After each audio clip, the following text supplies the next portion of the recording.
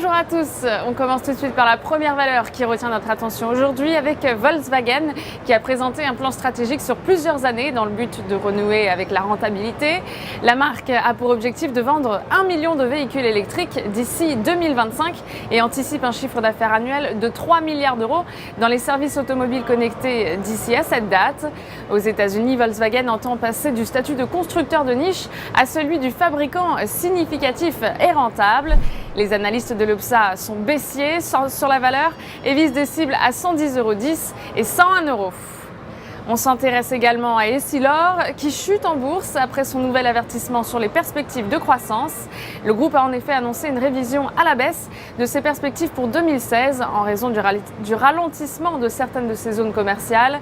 Il précise que compte tenu du ralentissement du marché de l'optique ophtalmique aux États-Unis, son premier marché, et au vu des performances du mois d'octobre, il table désormais sur une croissance de son chiffre d'affaires en base homogène autour de 3,5% pour 2016 contre environ 4,5 annoncés précédemment. Les analystes de l'Obsa sont donc baissiers sur la valeur et visent des cibles à 88,50 € et 82,75 €. On passe à la stratégie du jour à présent avec Société Générale. Graphiquement, le titre est sorti à la hausse d'une zone de consolidation en place depuis le 10 novembre 2016.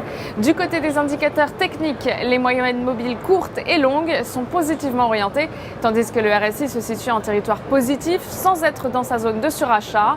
Ainsi, tant que 39,20 € reste support, la formation d'une nouvelle jambe de hausse est attendue en direction de 44 € et 45,90 €. Et afin d'appliquer cette stratégie, on pourra se porter à l'achat du Varancol G726T émis par Unicredit, de prix d'exercice à 42 € et de date de maturité située au 14 juin 2017. Aujourd'hui, coup de projecteur sur l'indice italien FTSE MIB. L'indice reste inscrit sous ses moyennes mobiles à 20 et 50 séances. En dessous de 17 435 points, une nouvelle phase de repli est attendue en direction des 15 890 points et des 15 000 points. Nous vous conseillons ainsi l'achat du certificat Short Italia IT7ST émis par Unicredit, de maturité au 15 novembre 2019 et d'effet de levier 7. Ainsi, une variation de 1% de l'indice FTSE MIB se traduira par une variation haussière ou baissière de 7% du produit. En direct depuis Wall Street, c'est Stéphanie Texé pour Trading Central. À très bientôt.